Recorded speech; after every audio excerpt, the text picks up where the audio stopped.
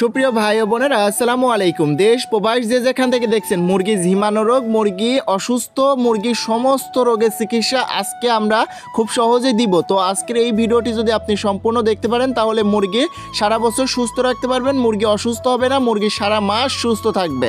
তো আজকে আমি সমস্ত একটি ঔষধের মহা ঔষধ তৈরি করে দেখাবো। এটা একটা নতুন একটি টোটকা, তো অবশ্যই শেষ পর্যন্ত দেখবেন। তো চলুন দেখা যাক ঔষধটি আমরা কিভাবে তৈরি করতেছি। তো ভিউয়ার্স, আমাদের মুরগির ঠান্ডাজনিত রোগটি খুব সহজে আমরা একেবারে মোকাবেলা করব। নতুন একটি টোটকা দিয়ে আমরা মুরগির ঠান্ডাজনিত, মুরগি ঝিমানো এই রোগটা প্রতিহত করব। তো দেখেন, এখানে হচ্ছে আমাদের মুরগি যাতে অসুস্থ না হয়, মুরগি যাতে আমরা সুস্থ রাখতে পারি, মুরগির ঠান্ডাজনিত এবং ঝিমানো রোগের খুবই কার্যকরী একটি পদ্ধতির ঔষধ তৈরি করতেছি। দেখেন, এখানে হচ্ছে আমরা একটি গাছের পাতা নিয়েছি। তো অনেকেই বলতে পারেন যে ভাই, একটা গাছের পাতা আবার এমন কি করতে পারে? ভাই, অনেক কিছু করবে, আপনার মুরগিকে সুস্থ রাখবে। আমরা যে পদ্ধতিটা আপনাদেরকে দেখাচ্ছি সেই পদ্ধতি যদি ফলো করতে পারেন। তো দেখেন, এখানে হচ্ছে আমরা এই পাতাটি আমরা মুরগিকে খাওয়াবো। কিভাবে খাওয়াবো? এখানে প্রশ্ন আসতে পারে যে সঠিক নিয়মটা কি? ভাই, আমি সেই সঠিক নিয়মটি আজকে আপনাদের মাঝে তুলে ধরতেছি। তো অবশ্যই শেষ পর্যন্ত ভিডিওটি দেখবেন।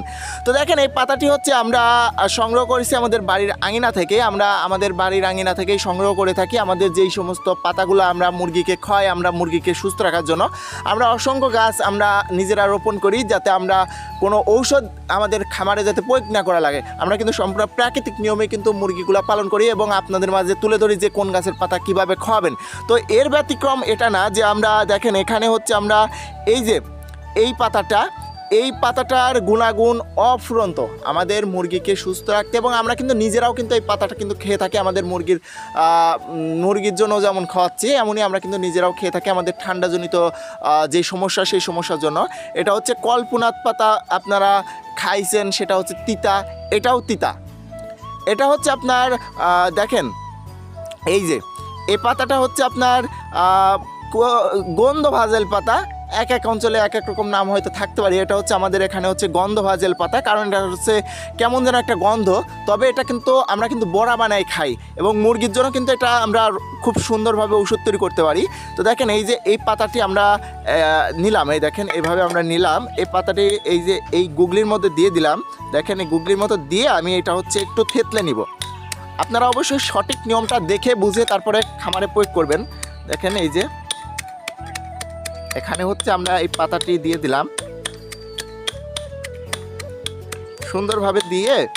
এটা হচ্ছে আমরা এখন দেখেন কত সুন্দরভাবে এটা একটা রস করে নিলাম। দেখেন, রস করে নিলাম। এটা হচ্ছে আমরা দেখেন, এখানে হচ্ছে হাফ লিটার পরিমাণ পানি নিয়েছি। এই পানির মধ্যে আমরা এই রসটুকু দিয়ে দিব। দিয়ে দিলাম। দেখেন কত সুন্দর একটা কালার চলে আসছে। আর এইটাই হচ্ছে ঔষধ। এই ওষুধটুকু যদি আমরা খাওয়াতে পারি তাহলে কিন্তু আমরা কিন্তু মুরগিকে 12 মাস সুস্থ রাখতে পারবো, এবং আমরা কিন্তু মুরগিকে ঠান্ডাজনিত এবং জীবাণু রোগ থেকে মুরগিকে সুস্থ রাখতে পারবো। তো আশা করি বুঝতে পারছেন। যদি কোনো কিছু না বুঝে থাকেন অবশ্যই কমেন্ট করবেন। তো আজকে পর্যন্ত দেখা হচ্ছে পরবর্তী এক ভিডিওতে। তখন ভালো থাকবেন, সুস্থ থাকবেন। আল্লাহ হাফেজ।